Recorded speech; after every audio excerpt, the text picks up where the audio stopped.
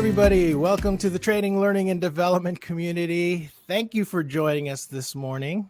I'm very excited to do this episode. We're talking about L&D and D&D. And for those of you that don't know what D&D is, that's Dungeons and Dragons, which is a role-playing game. I've got our two esteemed guests here today with us, Christy Tucker and Matt Pierce. Christy is Cinead Learning. She's a consultant, prolific blogger. I don't know, if you blog anything L&D, you're going to come up with an article from Christy at some point, I'm sure, she is an incredible resource. So make sure you connect with her if you can. And then, of course, Matt Pierce, who is a learning and video ambassador over at TechSmith, one of TLDC's favorite people. Matt has been a supporter forever. And so for the two of you, thank you so much for coming in this morning. And let me give a quick shout out to the folks that are in already. Let's see, who do we got? Susan, Sandy, Kim, Tammy, it's nice to see you again. Dawn, Eric, Cheryl, Saima, Dorota, Gina, C, Janine, thanks for coming in, you guys. Really appreciate you joining us this morning. So, got a couple poll questions. I'm really interested to see what you guys have to say about that. First question is, do you play RPGs, role-playing games? Looks like so far, 75% say no, and 2 have said yes. So that's going to be interesting. Oh, wait, more are saying no. And then, have you played Dungeons and Dragons? It looks like 40% or 36% have said yes, and 63% have said no. I, for some reason, thought that for sure we would just bring all the D&D aficionados out of the woodwork, out of the L&D woodwork to join us today. So let's see how this goes. This is interesting. I have a series of questions I'm going to ask Christy and Matt, and then I did invite J-Rock in. J-Rock, if you see that invite come through, feel free to join us. And we're just gonna talk about this amazing game, Dungeons and Dragons, and I'm going to tell you sort of my inspiration for producing this particular episode. Is I have a 6-year-old. He's in first grade, just started first grade yesterday. And over the summer, I decided to just start playing some Dungeons and Dragons with him. And it's been pretty much years since I've DM'd a game, but we really got into it. He really got into it. And I just saw sort of his math skills because of dice, percentile dice. It really accelerated how well he was adding and subtracting. And it was just amazing to watch. And also just his imagination and how articulate he was with describing how he felt about certain things, and just putting him in interesting adventures with like pixies and fun things like that, meeting unicorns and Pegasi. It was a great experience. And so I thought, this has been so beneficial for me and my son solely. Like, I wonder how it is for other people that are educators. And so I decided to put this one together. And so what I'm hoping is maybe we can start out with this. And I've been talking a lot, so maybe Christy, can you describe like Dungeons and Dragons at all and your experience with it? Sure. So Dungeons and Dragons, for those who have not played at all, it is a collaborative storytelling role-playing game. RPG is role-playing game. And it has been around for literally decades in different versions. And it's essentially, you have a DM, the dungeon master or the game master, who runs the story, has story, and then each other person has a player character that they, with their own stats and strengths and weaknesses, and you go on an adventure together. So and you do challenges, fight monsters, solve puzzles, and you do things. So that's, for those who have never played, that's the thing.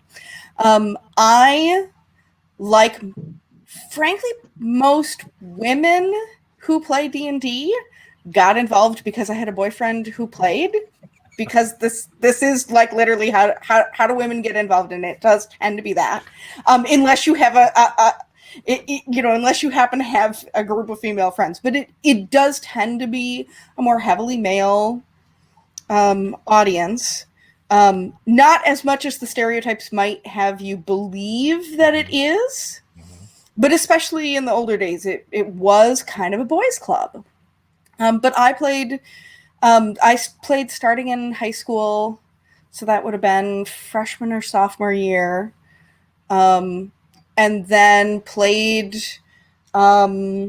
Didn't played some in college, and after college, met my husband. I mean, we got to know each other through a D&D group, and so we now have a Tuesday night game that we play that used to be, it was the dad's night out, and then two of us wives were like, can we do this too? So we're all playing again. The kids usually, in non-pandemic times, the kids all get together. Right now it's more like we're all getting together online in this time. So yeah, we're doing a Tuesday night thing. It was fun. My memories on yesterday and on Facebook came up that 7 years ago yesterday was the first time we'd taken my daughter to a D&D game. So there's this picture of her sitting on my husband's lap with all the dice on the table as she would have been 5 months old, as we were doing an Epic 21 game slaying demons. And the Epic 21, it matters for the D&D folks. That's 21st level characters. We were absurdly overpowered and it was ridiculous, but it was fun to play again, kind of post maternity leave game. Oh man, that must have been crazy. Thank you so much for that. I want to introduce J-Rock, Jonathan Rock, my favorite learning stylist from, what is it? Is it Zoetis? I think it is. Yes. Yeah, the learning stylist. That's the not learning my actual stylist. job title at Zoetis. That came about because of a TLD cast we were having about what we call ourselves as instructional design people, and there's also a heated debate about learning styles. So I just jumped on it and owned it. Right. No, sorry. I should probably mention that's tongue in cheek, but yeah. So thanks for joining us. J-Rock, I didn't realize, I should have asked you when I first came up with this. I'm not sure how much of a gamer you are, but I do know somebody that who is a hardcore game. Well, at least during like TLDC events, Matt Pierce, you would host actual campaigns at TLDC events. So yeah, how about just talk about that, your history with the game, your Twitter account, sure, just your relationship to D&D.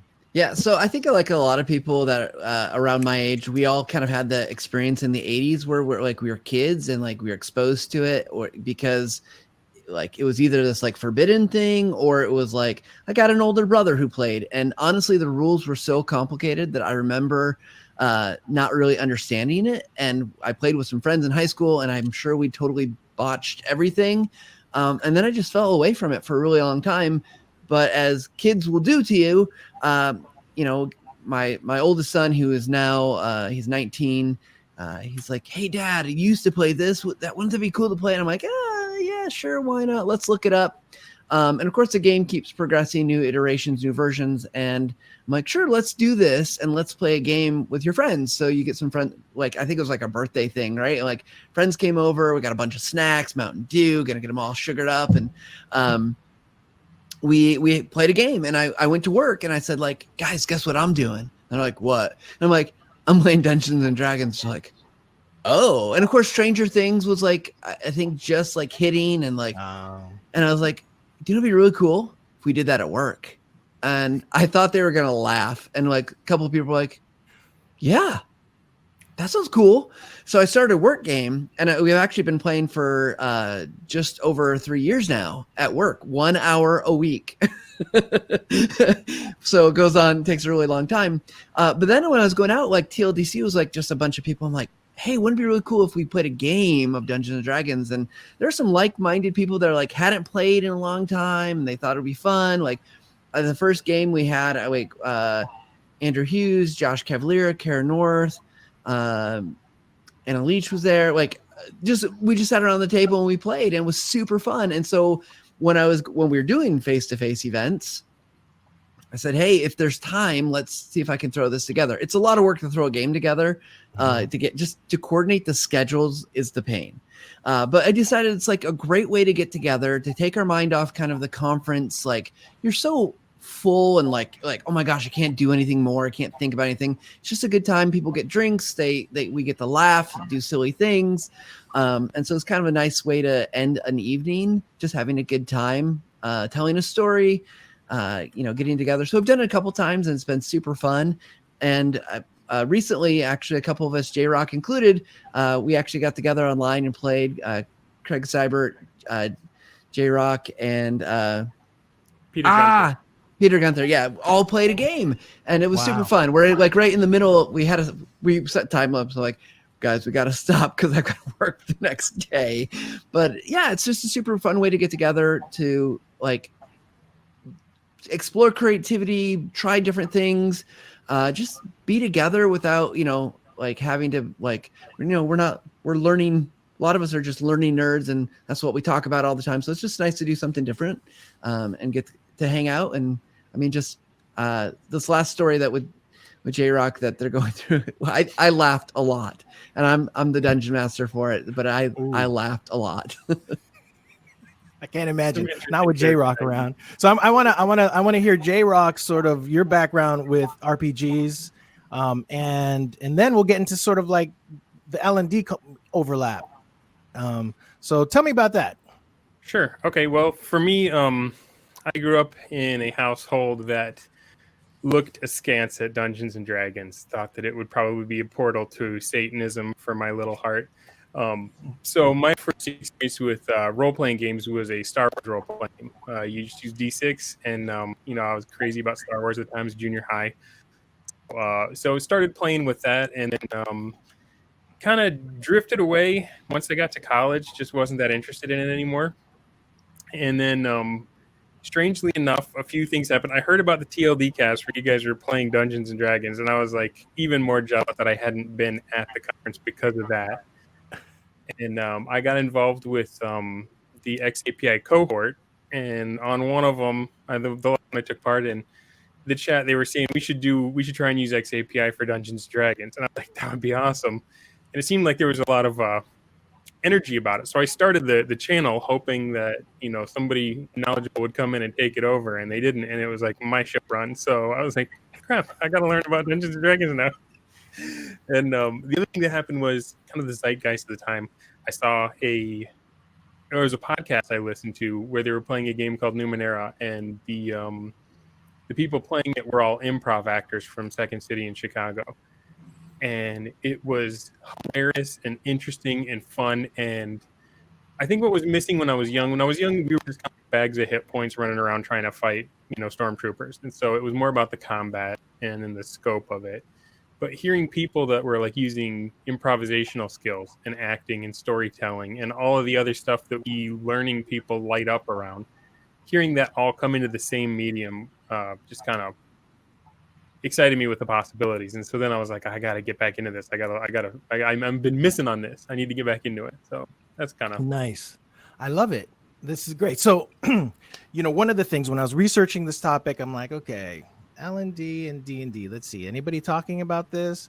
And I actually found quite a few people out there, quite a few instructional designers that had written blog posts about how they play Dungeons and Dragons, that they were game masters or dungeon masters. I'm like, this is kind of strange. I'm like, does anybody else do this? And so I just started researching different, other job types to see if anyone else is willing to admit that they play D&D as an adult. And I couldn't really find anyone except for voice actors or entertainers, like of course you run into Vin Diesel and then the whole YouTube crowd that, all these actors that like to play D&D. And I'm like, this is really interesting. There are all the, I'm finding all these instructional designers that play D&D. I actually reached out to quite a few of them and nobody got back to me, but so I don't know what that means. But let's talk about, okay, so how about the goal of this conversation would be to try to convince, like, what do we got? All these non-D&D players to get into D&D. So far, 80% of our audience don't play role-playing games. 66% have not played Dungeons and Dragons. And so let's start with some parallels, for Dungeons and Dragons to learning and development. So I'm going to start with Christy, because I know that you're a fantastic storyteller. So do you DM campaigns, or do you typically just play as a character? Have you been a dungeon master? I have been a DM, although not for a long time. I did in the group that I played with after college, which would have been previous edition and everything. Recently, it's much more I'm playing rather than DMing. But I think that still is, there's still storytelling in that. Yeah. And I think since, those of you who have seen my blog, and I know many of you have, hi Gina, that I talk about storytelling a lot. And so I think in that, while it's maybe not a direct overlap, even as a player, you're still part of the story. And you are still part of that crafting it together. That yes, the DM is guiding and shaping and running it, steering it at a high level. But in the best games, the players are also helping with that. And that the players are not just along for the ride, that they are not passive recipients. And when we think about learning experiences, we have lots of e-learning where the learners are passive recipients, that they are hearing the story, but they're not doing anything in the story. And so I think there is a parallel for how we choose to create experiences for learning or training, where they get to drive some of it themselves. Maybe not as freeform as what we're going to be able to do in a DM where you can improv and you can potentially go way off course of what was originally planned. That isn't feasible in e-learning, but maybe we can, branch into something else. I mean, again, those of us who also grew up reading lots of choose your own adventure stories, or who did anybody do the choose your own adventure stories where you had the dice and you rolled to get through the books? There were a few D&D kind of books that were choose your own and you rolled D6s and that helped determine how things, so there were books that were written in that style. Wow. So I want to read those now. I know, it's like, I'm gonna have to look that up. And so I guess terminology things are like, if we talk about D, we'll talk about D. This is a D4 because it's a 4-sided. We were directed to bring dice, and so I did. That's a 20. Yeah, that's a nice set. Oh yeah. This is my set that I bought myself. I was gonna say, now Matthew's probably good. I did not bring now my husband has the nice stone and nice metal dice, and I will say that I have more plastic. But that's what I have. I have some plastic ones, but I was gonna say they're plastic ones, and we've got. I mean, I've got the classic bag, but. So Matt, you've crafting experiences when Christy is talking about that. Now you're a DM. Yep. I know that you're a good DM, even though I've never played with you, but I can tell because you're a good listener and you're consistent. Those are so important for a dungeon master. Are there aspects of being a dungeon master that you can relate to being somebody that creates learning experiences? Yeah, so I see these interesting parallels in my experience as a dungeon master, and what I've been doing in my kind of job currently is I think there is something to be said about listening for context, listening for clues, listening for things to pick up on, and I think that happens in a lot of maybe less e-learning, but more more training is oh, you're struggling. Or you're not figuring this out. So what can I do to give you a clue without giving away everything? Giving you the answer. And that happens a lot as a dungeon master, right? You typically plan a story, and as Christy said, it you can go completely off the rails into improv and completely what was not planned. But ideally, you're also giving some contextual clues, and learning how to do that is tough. I would say I'm still not great at it, but I think that applies to when you're in training, right? Like learning how to give people the right clues and hints, and learning to describe things in such a way that's going to allow them to really understand like what's next. So for instance, if I'm making a tutorial about Camtasia, right? Like I've got to be able to describe things in such a way to help someone to really understand what to do and why they're going to do that. And I find myself doing that as a dungeon master, albeit all very different scenario, a lot, because I think it's just, you've got to like, and I was talking to J-Rock about this, actually, I guess it was just last week. We played a game last week, and it was the idea of like, you've got this context. Maybe it wasn't you, J-Rock. I can't remember who I told this to, but like the only way they see the world is through what I say and through what I describe. And I think sometimes our learning content is kind of like that, right? Like if you're working with a system that they've never seen before, like you are the lens of that system. And I think just understanding that, and that's helped me gain a different perspective. But the other thing I'll say is, as a dungeon master, because I've had to learn to improv and create and do things on the fly, I've been going live. I was mentioning before we started the stream, I've been going live since March, once everyone had to go home to work from home. And I've relied on my DM skills, just being online and presenting and, managing, like, because you're also managing a lot of things, right? So like when I'm doing a live stream, I got to manage the chat, just like, I'm sure, Luis, you're watching what's being said right here. So you just gain this kind of multitasking, like, okay, I can manage talking to people because I got to keep the story moving, watching what's going on with the chat, watching the map, or watching kind of the content that I'm going to do. So I think it's given me, at least, if not the skill, the confidence to feel like I can do it. That's interesting. So, J-Rock, how about the engagement piece of it? I know Matt was saying earlier that you guys were playing and he hadn't laughed that much during a game, I don't know, ever or something like that. At least in a while. Yeah. And I know, J-Rock, you build like experiences. I've seen your work. It's absolutely amazing.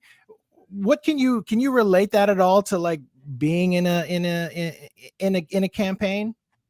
Yeah, well, I think there's a lot of stuff, and I'm gonna drop somebody's name here in the chat. She's not in the session today, but Sammy Chan has been doing a bunch of posts on LinkedIn about what she's learned about learning and development through playing Dungeons and Dragons. So it's very German what we're talking about. So check her out. Yeah. But I think for me, like the gold standard of an e-learning would probably not be your click next bunch of bulleted lists and PowerPoint images, more like Connect with Haji Kamal, or Broken Coworker, or one of those scenario driven. And the Dungeons and Dragons or Star Wars or whatever role-playing game you're having is like building instincts in you for creating alternate paths. You never know what the players are going to do. And I think one of the reasons we've been having some fun with this one is the character that I'm playing has got a huge blind spot as far as how he's coming across to other people. And he's very abrupt and direct. And so it just makes for some really awkward fun where he just totally stomps all over everybody's social norms and doesn't recognize it. Which for me, it's kind of fun as someone who's like a people pleaser and worried about what people think. It's fun. Oh shoot, you froze there for us, J-Rock. I was gonna say, like, I'm just gonna throw this in there, but I think J-Rock has a theater background. And I'm wondering if like Matt or Christy, if you guys have any of that in you, or like performance at all in your background. Oh yeah, I all high school, and also I did like a semester or two in college. So, I mean, not a ton, but my kids are totally into musical theater and performing, and so we've got a lot of that. But I don't think I mean, there's definitely a correlation there because I enjoy the storytelling of it, but I don't know if it's the only thing, because I definitely play with a lot of people at work who that's not their background. Like, they never were even exposed to it before I said, hey, let's do this crazy thing one day a week at lunch. Right. Christy, do you have a theater background at all? I don't have a theater background, lots of music background, so lots of Yeah. performing and being on stage. I have played like pit orchestra for musicals. I mean, we did, my high school did Into the Woods. I've done pit orchestra. I can still sing most of that from having been in the orchestra. But so it's that music theater thing, which I love, but not actively participating. But again, I think as Matthew said, that's one path in. There's a lot of, like instructional design, you can get here from a lot of different fields. I think that, D&D sort of, is that. I think the RPGs of, you come in with all of these different backgrounds and you make a team made up of all of these people who came here from wherever. That is sort of the instructional design thing of, oh, you have like this other background. Well, we can make that relevant to instructional design because we touch so many different things. Right. So I think that makes sense there too. And I want to add that I think, and J-Rock's been kind of mentioning this, but Dungeons and Dragons is just one of the many different role-playing games out there. And so the interesting thing is, like, I know people that came through different paths. They didn't come to Dungeons and Dragons. They may have ended there or landed there, but they've, like J-Rock said, Star Wars, there's this whole more real world, like scenario type things, or horror, or like Dungeons and Dragons is just one particular flavor of RPG. And so I think a lot, so there's like, I know my wife, and I've gotten her to play a few games at home, and she's like, I have no imagination. This really is not fun for me. But it's like, it doesn't have to be monsters and goblins and orcs and Lord of the Rings style.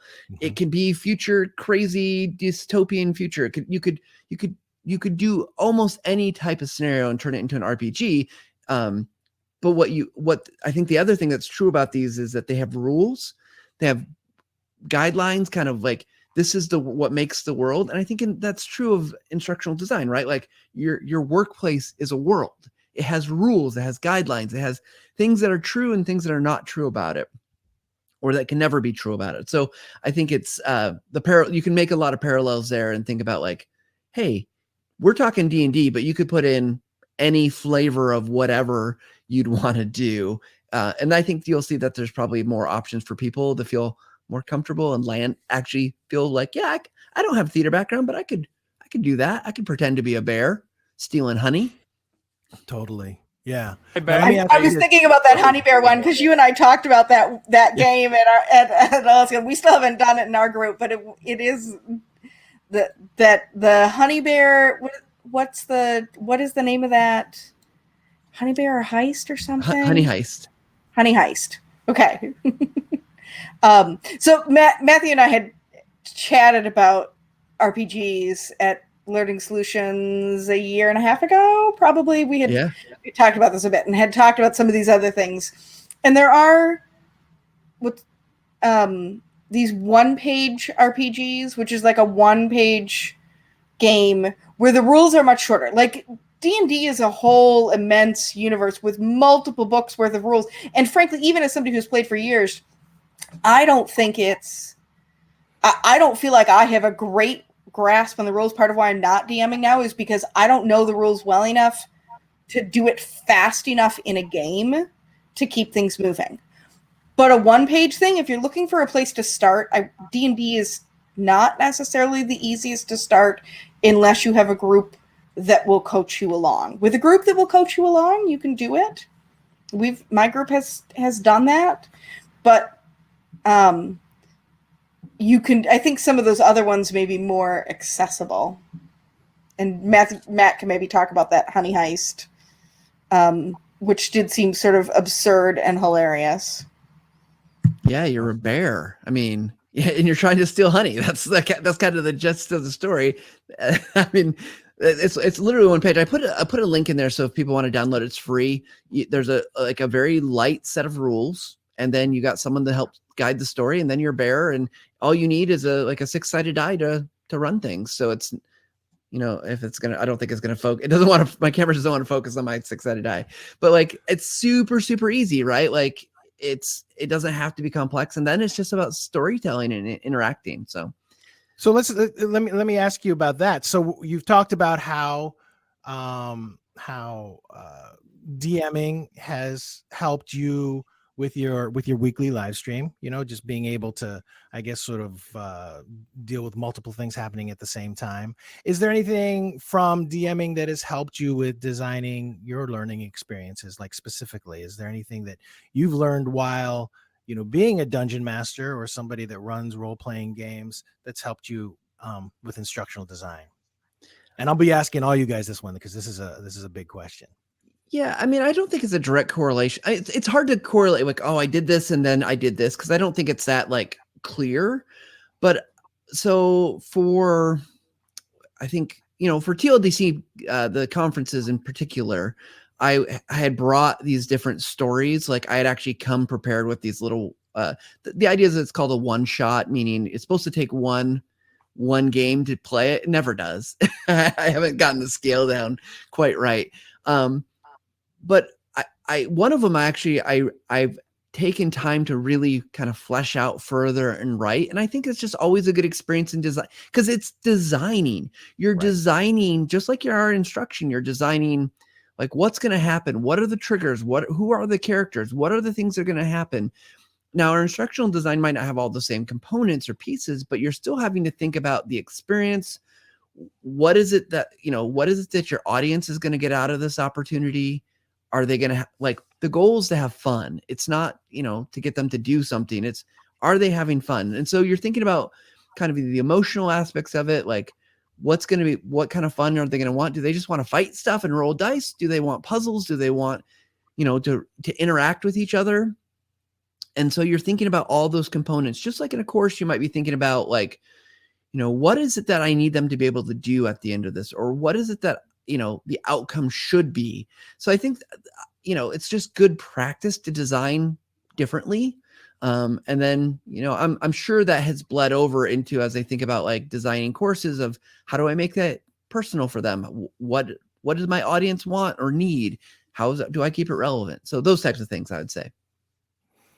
What do you think about that one, J-Rock? Is there anything like as a, playing RPGs that you've kind of ended up that's helped improve like your instructional design or your e-learning? Yeah, I think, and hopefully I spilled my coffee right before I got on, so hopefully I don't freeze again for you guys. I think everything's all right now. The thing that reality lacks, the D&D has, one of the reasons why we enjoy it is because you make decisions and then you immediately get consequences. And we love that. That's why learning is fun. I think all the things that are fun because they involve learning, like a video game or whatever. And the problem is, in the real world, we don't always get the consequence right off the bat. And we may never understand what the true consequence is. So when we think about how do we, adjust mindsets, behaviors, or performance or something, anything where we can simulate an environment we control and provide consequences to the players, is beneficial. Now, the skill that comes from being a dungeon master, because you're not trying to teach anybody anything unless just, like, there are certain like meta rules. Like there's a famous one, don't split the party. Because, if the party splits up, they may be facing a relatively weak enemy. Like let's say it's a bunch of goblins with bows and arrows. But if there's enough of them, they can take down a really strong character because they'll just hit them from every angle. And by, you kill one, okay, now 4 of them are hitting you, and then you kill one more, and now on their turn 3 of them are hitting you. So, you want to use your teamwork, and basically the lesson every superhero team up movie has is you got to learn how to work together and use your strengths or whatever. But the other part of it, there's a sin a dungeon master can commit. Like there's kind of 2 extremes if you think of the spectrum. There's on one side is they call it on the rails. It's like where I sat down and I wrote a story, I prepared it, and I wrote out all the story beats, and I hope you guys hit them because that's how you get to the end of my story. And that's fun in that everything matters and means something, but you take away player agency because they may want to go somewhere completely that you hadn't thought of, or they may be seriously trying to follow the trail, but because you know all the stuff, you don't realize how it seems to them, and then they go off in a different direction. So the other end of the extreme is called the sandbox, where you basically just come up with a place and a bunch of points of interest and people involved, and then you let them go wild and they can do whatever they want, and they have high agency, but things can stop meaning as much because they feel like the plot's not advancing. So another thing is like, how do you take that understanding for fun and also apply it to somebody's learning journey, and not just completely ram everything down their throat. Give them the chance to experiment and make mistakes. I think we learn way more from mistakes than we do from getting it right the first time, which is like antithetical to most compliance training. Like, they're terrified that someone will get it wrong, and even if they guess the right quiz question, there's like a huge block of text explaining why they got the right one, just in case they guess, to make sure we know that they know it. Whereas if in your e-learning, if you just kill them if they make a mistake and they have to start the course over, they may not be your best friend, but they're going to take you a lot more serious. So those are some of the parallels. But one of the things that Matt is good at, and that I've had to learn about, when I is respecting that player agency. And like, if they do something that you didn't foresee, like let's say you have a character meet a bunch of nice people that are going to help them, and one of the characters wants to rob that person. You may be conflicted in your heart as a dungeon master, but like, if you take it personal and start trying to punish them overly for that fact, it breaks the game, it breaks the immersion. So you have to be open. It's like, you're talking about improv. You have to be open to what they come up with, and you got to be on your side. And it's probably the exact same if you're in class, in person, teaching a course, and somebody's having trouble with it, but the way they express the trouble they have with your either comes across as abrupt or disrespectful or whatever. That's a good skill to be able to be like, okay, this is the rogue, they're going to thieve, or this is how this person is wired. We're still trying to get to the root cause of what is the disconnect. Don't respond to how they said it, respond to what they said. And that like openness that you have to have as a game master, I think carries well into the classroom, where you can, even if it helps you psychologically say, okay, well, they're just playing a rogue right now. And someone's getting in your face, you're like, okay, well, that's the character they're assuming. Let's roll with that, Oh, that's fantastic, man. I'm actually going to watch that whole thing over again, because I think that's pretty much what I'm trying to get to with this whole conversation, what you just mentioned. Thank you, J-Rock.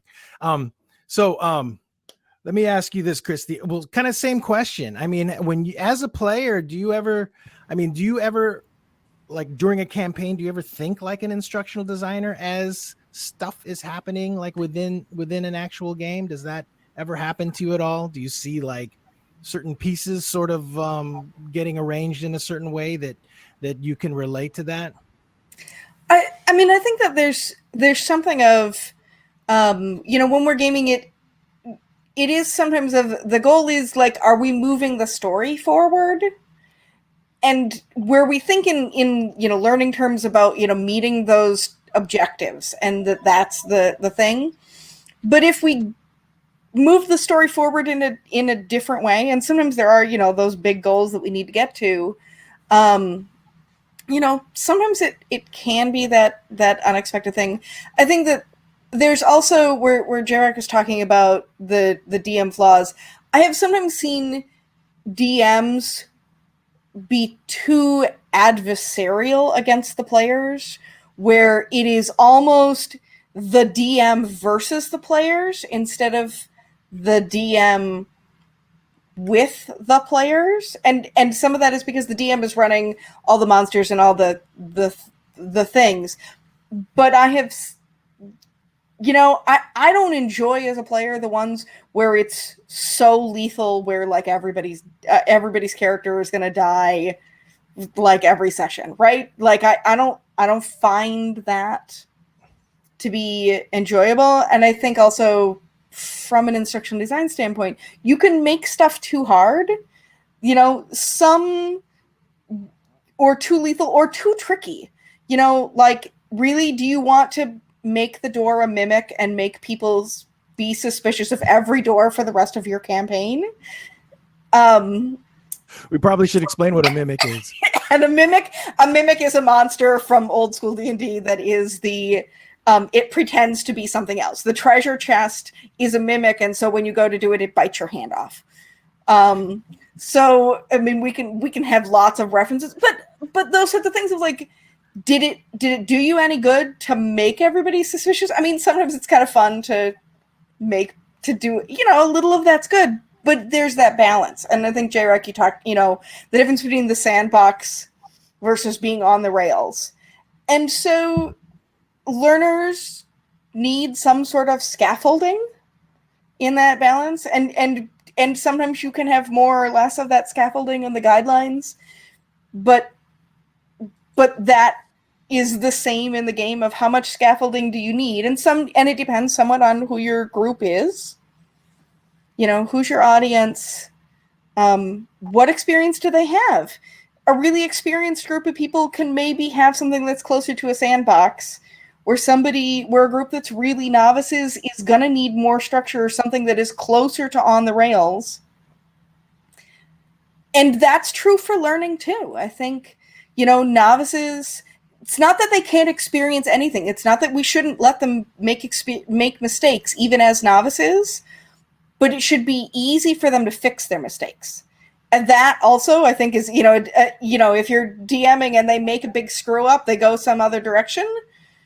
There is also and is there a way for them to recover from this? Or is this a fatal flaw that, and sometimes there is such a big thing that it is like, nah, you burned the whole village, they aren't coming back. But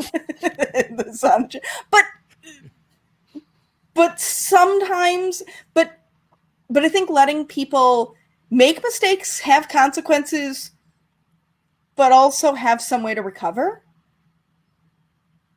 I think that is a parallel. To fail forward, Jason, yes.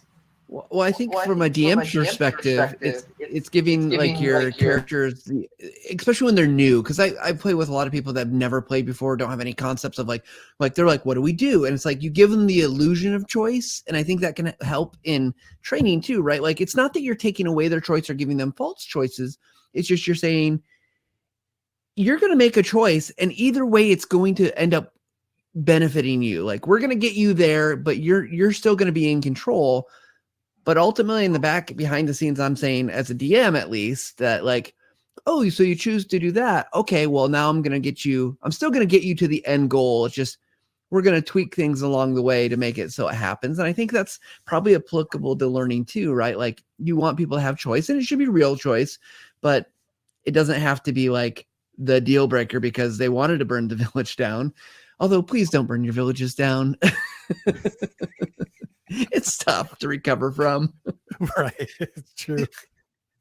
All right. So I have like some questions in our Q&A area, but I want to ask this question because this is sort of a big one. And the point of the whole broadcast, I think I'm a little afraid to ask it, but has your instructional design background helped you be a better player or DM? And by the same token, the opposite direction too. Has your experience playing RPGs or being dungeon masters or whatever made you a better instructional designer, a better trainer? So let's see. Let's start with J-Rock on this one. I think so. I think that awareness that we've been talking about, that, I mean, we talked a little bit earlier, I think he was mentioning, the best play when, the dungeon master is kind of in charge of the world, but also recognizes that the players are co-authors. So like I was reading a book about how Star Trek was written, the old original show, and it was written by one of the writers that wrote the episode about the Tribbles. And he was talking about how like these people would submit scripts, and William Shatner would try to reason with them and say, because they want to write a whole episode about Sulu. And he would be like, the show is about Kirk and Spock. That's the show. That needs to be your main characters, and he needs to be the focus. And at the time I thought, well, that's kind of megalomaniacal of an actor. Like, give me all the best parts, right? But like that was the formula that made the fiction work. And so, when you're DMing and you have your players, you got to make sure that it doesn't just become about your story that you came up with in your head and that's the star. You've got to somehow find a way to make the players the star.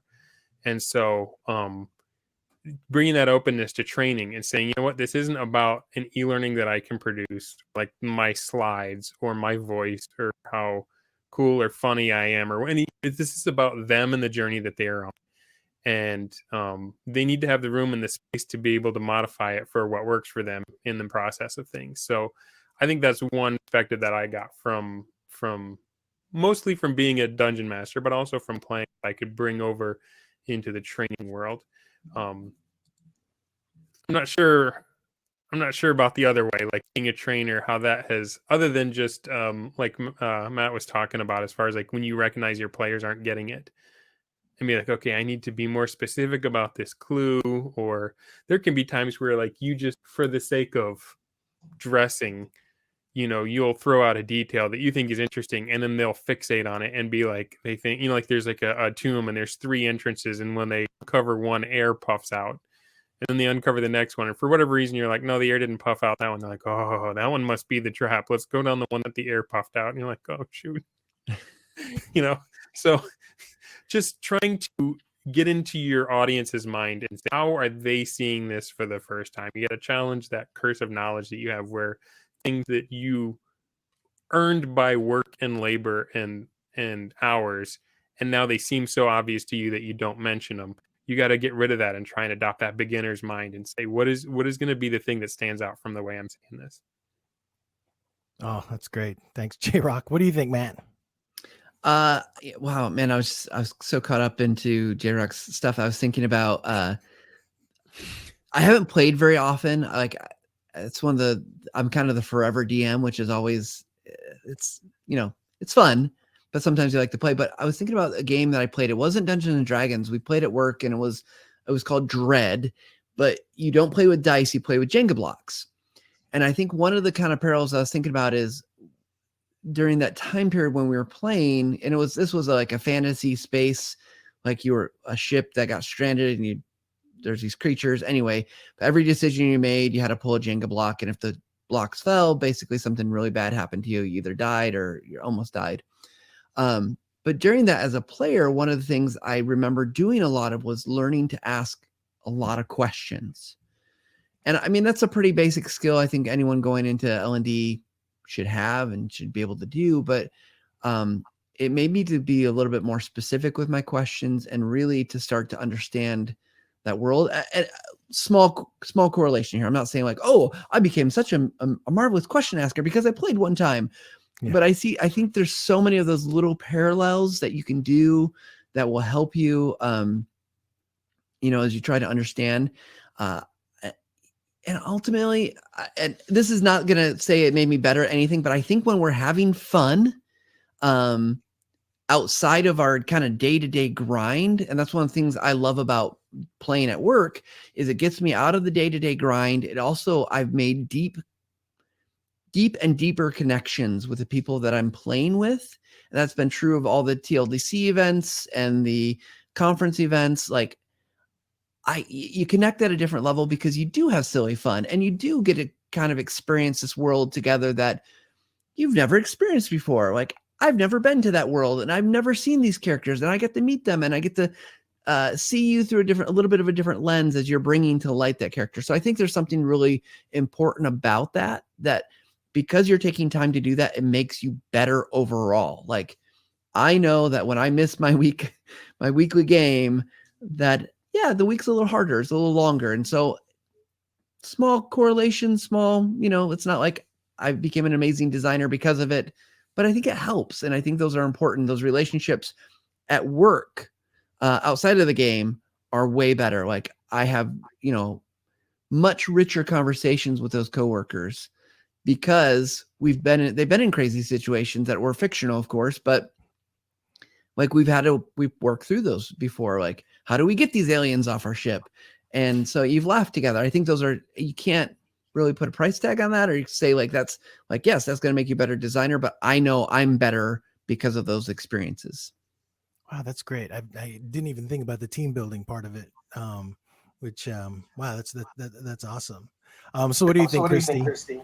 I like, Matt, what you said, that bonding through shared experiences, even these fantasy experiences, makes a lot of sense. And that is a thing that in, social learning should be bonding through shared experiences. And maybe we should be looking more at How do you do that? But that's the idea behind a lot of those sorts of team building things, but maybe it should be more RPGs for that. I was thinking more along the lines of people get better at visual design partly by looking at how other people do visual design, right? If you're looking at how to build e-learning, you look at websites or magazines or, how do all these other things do visual design? Are there colors you like? Are there bits and pieces you like? And I think people who tell me, oh, I can't write stories, I can't write dialogue, I don't know how to create characters. Part of how you do that is by reading for fun. But I think that RPGs are another avenue for that, another source for inspiration. How do you do dialogue? How do you create a character through dialogue? Having catchphrases or having a style of talking, or a running joke to establish a character overall. And, paying attention to how stories are built, yes, on TV shows, but I think that this is another way to do that. And again, I agree with Matt. This is not like, oh, this is the thing that makes it, but one contributing factor of the inspiration of how do you get to be better at stories? By immersing yourself in stories. Mm-hmm. Yeah, no, totally. Definitely activates it, at least for me, for sure. That's great. Thank you, guys. I've got 9 minutes left and we're going to just zip through these questions. Is that cool? Thank you so much for everything you shared so far. I'm just loving it. So insightful. Okay, so first one, let's see. We've got one from Gina. Shout out to Gina. Congratulations on passing your exams recently. She sent me a little message about that. Great job. She's asking, have you found broad appeal with learners with this approach? I was wondering if there are certain fields, jobs in which the learners seem especially excited about our RPGs or role-playing games. Let's see. I'm not sure exactly how to ask that, or let's see. How do we? I don't think we've ever done RPGs at work. I haven't. I don't know, Christy or J-Rock, have you done RPGs at work? Not the gaming aspect, but I do have a class that I teach called Straight Talk, where we go over how we want to treat each other. It's a culture class, combating caustic behaviors in the workplace and that kind of thing. And a big segment of that, like the last big thing we do, is we break them up into groups, and we give them roles where they have to play a role. One will be we'll have a situation of conflict where one is a manager and one is an employee, and they just know the information that's on their sheet. They have to take in that character and then act that character out while the other members of the group are kind of watching and writing down what they observe. And the situation will be you're a dude and you think that you're being brought in to talk to your boss about a promotion. And so your sheet talks about his hopes for the promotion and stuff. And the manager's sheet says there's been a lot of complaints about this guy's body odor. He hasn't been taking showers and he doesn't wash. And so he's got some information about what's going on in his home life and why the information is so important. And so there's this moment where the guy thinks he's getting a promotion, then the boss has to break the news to him. Yeah, dude, you're not smelling so great, which seems hilarious, but for anybody in HR or leadership, those things have to happen. That's part of the gig. And so they get chances to work on the stuff we've been teaching them about, as far as how do we approach people and what do you do when there's conflict and stuff. But they get this thing sprung on them, and those are very memorable. We were talking about those shared memories of a thing that never really happened.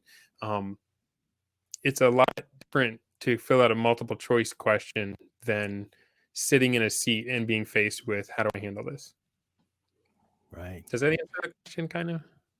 Yeah, that totally makes sense. You got anything to add, Christy? So I think it's, again, I haven't really formally done this, but of course I do lots of scenario-based things. I will say that one big difference when we're doing it for learning and development is that it needs to be realistic and relevant to their workspace. When you do too much of the fantasy with it, it is harder, and I do get more resistance if we're doing those sort of fantasy sort of elements that people think it's not serious. Now, Carl Kopp in his work in Games for Learning certainly has figured out how to do it. You know, he's got a project management one that's zombies, I think, and he's gotten it. But in general, for learning, if we practice in an environment that's more similar to the work environment, it's easier for people to get those skills. And so when that's our goal, making it realistic rather than adding too many fantasy elements probably is better. And that is where we're in an RPG, we can do whatever ridiculous things we want, and like, oh yeah, it's technology because the advanced technology is like magic, and you know, it's or yeah, it just happens because a wizard did it, right? We can do those things and sort of break rules. If you break too many of those rules for learning, it does break down, and I think that is one place where the parallels don't work as well. Nice. All right. Now, real quick, can I just add something, Luis? Just oh yeah, absolutely. One statement. I think the other thing that D&D does usually with a group is there's an agreement and a safe space that things are okay. You can play out that character. You can make mistakes. In a work setting, you have to do the same thing. But oftentimes, I know my experience is like role playing doesn't feel like it's a safe thing for me to have a character to play, to do that role play. So I think that's a parallel that like we could learn something from D&D in this situation. Nice. All right. Tammy is asking, does a game like this work in a virtual environment? And, you know, I've never played D&D like with people online, like in Zoom or whatever. So I'd like to actually hear what your guys' experiences with this, and just also if you could relate that to, you know, like training scenarios. So let's see. I'm not sure who to ask on this one. Anybody want to just volunteer? I'll volunteer. So my Tuesday night gaming group that had been meeting in somebody's house every week, and in the middle of March, we shifted online. We're doing Zoom for the audio, but we're playing with a site called Roll20, which is where we have our maps and our characters, and we do all of the stuff. As many people have found with moving training online, setting it up for online does require a lot of prep. My husband's DMing tonight. He has been prepping, frankly, all week. He's got maps ready. Now, he's doing it in ways that are more complicated than you strictly would have to. He always plans, and this is no different, just more so when he's got maps and he can do lighting that changes based on what you can see or not. And he's doing lots of setup. But yes, so we're doing that. And it's working out actually for our group. It's ending up being nice because we can play a little bit later than we would normally. Like, we have to end a little earlier if we're in person because I've got to get my 7-year-old into bed at home. Whereas virtually, we take a little bit of time and say, okay, like, go to bed now, and then I'm going back to play some more for another hour. So yes, it's totally doable online, but just like moving training online, it's hard to do it without any planning, unless you are doing something that's more sandbox and where you're doing lots of improv. And if you can manage that. Nice. What about your games, Matt? Can you talk about that a little bit? It's really very similar. We do a lot with Zoom for audio and camera so we can see each other, and then Roll20, which is a map program. Although I just had a coworker told me about virtual tabletop, which is you can get, I think it's through Steam, and he set up his whole stuff in there so it actually looks like a virtual table. He can put his maps down, they can roll dice, and like I haven't gone that far yet.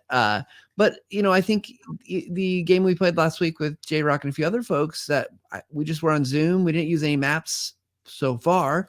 And so I think there's this whole level you can be like really heavy, like on the visuals and battle maps and strategy, or it could be just what they call theater of the mind. Just we're telling stories, we're talking. And that one happened so far was like a lot of role play. So, you know, as a dungeon master, it's a lot of me preparing like, okay, what's this character going to sound like? Well, you know, they're going to be a token like this sort of the entire thing, or, you know, whatever it might be. But that's, you know, the preparation kind of depends on the story and the immersion and, you know, kind of the complexity of the world as well. You know, the one that we're doing, it's not a lot of complexity. So it wasn't a ton of prep, but the technology is pretty easy. I mean, I actually was thinking we should just come in here and we could play a quick game sometime, like a quick one shot, like here in Crowdcast. It would totally work. Interesting. If you guys are down for that, let me know. I would love to set something like that up just for the experience. I think it'd be really, really interesting. All right, this is awesome. Well, guys, we hit the top of the hour. There are a few questions left in there. Sorry we couldn't get to them. But I just want to thank Christy, Matt, J-Rock, you guys. Thanks for coming in and doing this. It turned out like, for some reason, it was better than I expected because there's so many insightful responses, and I don't know how much you guys actually riff in your head about stuff like this, if ever. But I have been ever since I decided to try to pull together this broadcast, and you guys gave me even more than I expected. So thank you so much for that. I hope you guys out in the audience enjoyed this one. And that's a wrap. Friday we have L&D job titles. We're getting back to geeking out on L&D again. We're talking with Rubina Halwani, who sent me this crazy sheet of L&D job titles that she aggregated. So we're going to be talking about those, and we'll see, like, we want to see what everybody, what title you actually fit in. You're probably all CLOs as far as I'm concerned. But anyway, that's it for now. Thanks, everybody. Enjoy the rest of your week, and hopefully we'll see you Friday. Bye, everyone. Thanks. This was fun.